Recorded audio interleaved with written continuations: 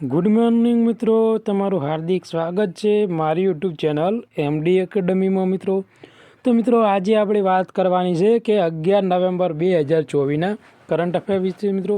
તો આ કરંટ અફેરની શરૂઆત કરીએ મિત્રો. એ પહેલાં જો તમે મારી ચેનલને સબસ્ક્રાઈબ ના કરી હોય તો પહેલાં સબસ્ક્રાઈબ કરી લો, જેથી કરીને એ આવનારા વિડીયો છે તેની નોટિફિકેશન તમને મળી રહે મિત્રો. તો શરૂઆત કરીએ આજના કરંટ અફેરની. તો મિત્રો તાજેતરમાં રાષ્ટ્રીય કાનૂની સેવા દિવસ ક્યારે ઉજવવામાં આવ્યો હતો? તો મિત્રો જે આ રાષ્ટ્રીય કાનૂની સેવા દિવસ છે મિત્રો એ 9 નવેમ્બરના દિવસે ઉજવવામાં આવ્યો હતો મિત્રો. આ ઉપરાંત મિત્રો 1 નવેમ્બરની વાત કરવામાં આવે તો 1 નવેમ્બરે છે વર્લ્ડ વેગન દિવસ. આ ઉપરાંત 5મી નવેમ્બરે મિત્રો છે વિશ્વ સુનામી દિવસ અને 9 નવેમ્બર એટલે રાષ્ટ્રીય કાનૂની સેવા દિવસ. પહેલાં 10 દિવસમાં મિત્રો 3 દિવસ ઇમ્પોર્ટન્ટ છે મિત્રો, તો યાદ રાખજો. કોઈ બી એક્ઝામમાં કોઈ બી ક્વેશ્ચન આવી શકે છે. તાજેતરમાં મિત્રો 9 નવેમ્બરના દિવસે કયા રાજ્યનો સ્થાપના દિવસ ઉજવવામાં આવ્યો હતો? તો મિત્રો જે ઉત્તરાખંડ રાજ્ય છે, ઉત્તરાખંડ, તેનો સ્થાપના દિવસ હાલમાં ઉજવવામાં આવ્યો હતો મિત્રો. ઉત્તરાખંડની રાજધાની શું છે એ મિત્રો તમારે કોમેન્ટમાં જવાબ આપવાનો હોય.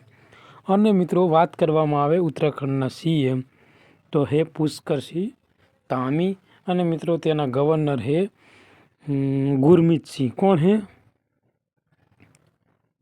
ગુરમીત સિંહ મિત્રો. તો મિત્રો તમારી માટે આટલું ઇમ્પોર્ટન્ટ છે, યાદ રાખજો મિત્રો, મોસ્ટ ઇમ્પોર્ટન્ટ ક્વેશ્ચન છે મિત્રો. આગળ વાત કરવામાં આવે મિત્રો કે તાજેતરમાં મિત્રો જે પીવી સિંધુ છે બેડમિન્ટન સેન્ટરનો શિલાન્યાસ ક્યાં કરવામાં આવ્યો હોય? તો મિત્રો જે પીવી સિંધુ છે એના દ્વારા મિત્રો જે બેડમિન્ટન સેન્ટર છે એનો શિલાન્યાસ વિશાખાપટ્ટનમમાં કરવામાં આવ્યો છે. અને વિશાખાપટ્ટનમ ક્યાં આવ્યું? આંધ્રપ્રદેશમાં.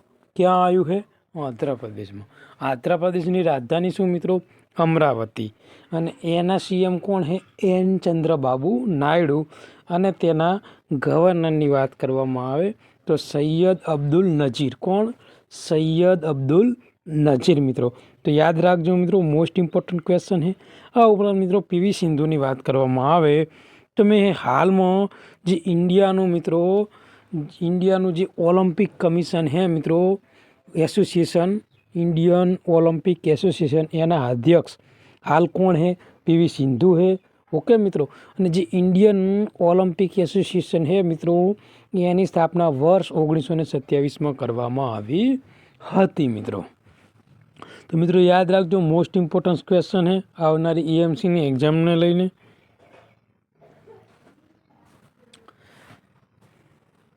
તાજેતરમાં મિત્રો બહાર પાડવામાં આવેલ ગ્લોબલ ટીબી રિપોર્ટ 2024 મુજબ ભારતમાં ટીબીના કેસોમાં ટકાવારીમાં કેટલા ટકા ઘટાડો થયો છે? તો મિત્રો જે ભારતમાં પહેલાં જે ટીબીના કેસો હતા એના કરતાં મિત્રો 17.7% ઘટાડો જોવા મળે છે મિત્રો. ટીબી મિશનની શરૂઆત 2022માં કરવામાં આવી હતી બરાબર. અને આપણે વર્ષ 2025નો લક્ષ્યાંક છે કે ટીબી મુક્ત ભારત કરવાનો. તો મિત્રો યાદ રાખજો, મોસ્ટ ઇમ્પોર્ટન્ટ ક્વેશ્ચન. ઓકે મિત્રો. તાજેતરમાં પ્રથમ ડિજિટલ વસ્તી ઘડિયાળનું ઉદ્ઘાટન ક્યાં કરવામાં આવ્યું છે? તો મિત્રો જે પ્રથમ ડિજિટલ વસ્તી ઘડિયાળનું ઉદ્ઘાટન મિત્રો બેંગ્લોર ખાતે કરવામાં આવેલું છે. બેંગ્લોર ક્યાં આવેલું છે? કર્ણાટકની રાજધાની છે બેંગ્લોર. ઓકે મિત્રો. તો મિત્રો તેના સીએમની વાત કરવામાં આવે તો તેના સીએમ છે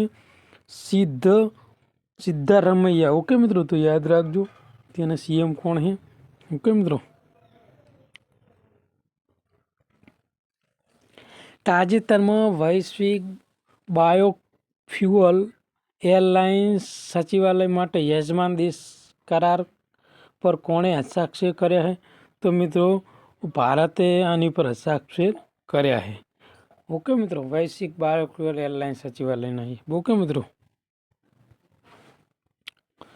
તાજેતરમાં ગોમતી પુસ્તક મહોત્સવનું ઉદ્ઘાટન ક્યાં કરવામાં આવ્યું? તો મિત્રો યુપીની રાજધાની છે લખનઉ, ત્યાં ગોમતી પુસ્તક મહોત્સવનું ઉદ્ઘાટન કરવામાં આવેલું છે. યુપીના सीएम કોણ હે? યોગી આદિત્યનાથ. એના ગવર્નરની વાત કરવામાં આવે તો આનંદીબેન પટેલ. તાજેતરમાં બીજી વૈદિક અને આધુનિક વિજ્ઞાન પરિષદ ક્યાં આયોજિત કરવામાં આવી? તો કાઠમંડુ ખાતે. ક્યાં?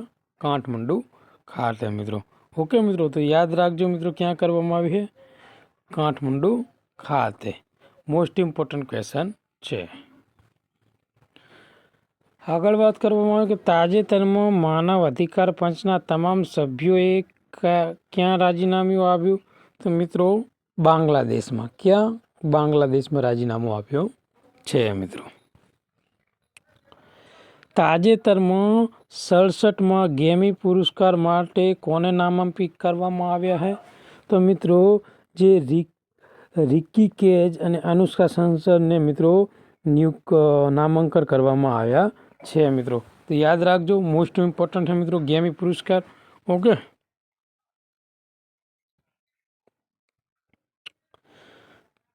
જેમ તાજેતરમાં ગ્લોબલ બાયોફ્યુઅલ એરલાઇન્સ સચિવાલય માટે યજમાન દેશે કરાર પર હસ્તાક્ષર કર્યા તો ભારત મિત્રો ક્વેશ્ચન રિપીટ થયો છે. તાજેતરમાં નીરજ ચોપડાના કોચ તરીકે કોની જાહેરાત કરવામાં આવી છે? તો મિત્રો જે જાન ચેલ્ઝનિન છે મિત્રો, તેની નિમણૂક કરવામાં આવી છે નીરજ ચોપડાના કોચ તરીકે. ઓકે મિત્રો, અવકાશ કાર્યક્રમને આગળ વધારવા માટે તાજેતરમાં કોણે જીમસેટ-2 ઉપગ્રહ લોન્ચ કર્યો છે? તો આ ઉપગ્રહ ઝિમ્બાબ્વે દ્વારા લોન્ચ કરવામાં આવ્યો છે. જીમસેટ-2 ઝિમ્બાબ્વે. તાજેતરમાં મિત્રો ફિક્કીના પ્રમુખ તરીકે કોની નિમણૂક કરવામાં આવી છે મિત્રો? તો મિત્રો હર્ષવર્ધન અગ્રવાલની નિમણૂક કરવામાં આવી છે. કોણ? હર્ષવર્ધન અગ્રવાલ. ઓકે મિત્રો, વાત કરવામાં આવે તો મિત્રો federation of Indian chamber commerce and industry તેનું ફૂલ ફોર્મ છે મિત્રો. અને ભારતની એક બિનસંસ્કારી વેપાર સંગઠન અને હિમાયતીનું જૂથ છે મિત્રો. શેનું? FICCI. ઓકે મિત્રો, ફિક્કી. એની સ્થાપના મિત્રો વર્ષ 1927માં 97 વર્ષ પહેલાં કરવામાં આવી હતી. સ્થાપક કોણ હતા? તો ઘનશ્યામદાસ બિરલા મિત્રો અને પુરુષોત્તમદાસ ઠાકુર. ઓકે મિત્રો, તો યાદ રાખજો, મોસ્ટ ઇમ્પોર્ટન્ટ ક્વેશ્ચન છે મિત્રો. તેનું મુખ્યાલય નવી દિલ્હી ખાતે આવેલું છે મિત્રો. ઓકે મિત્રો, અને મિત્રો આજના કરંટ અફેરનો લાસ્ટ ક્વેશ્ચન કે તાજેતરમાં મુંબઈ રેલવે વિકાસ નિગમના નવા CMD એટલે કે AMD તરીકે કોની નિમણૂક કરવાની આવી છે?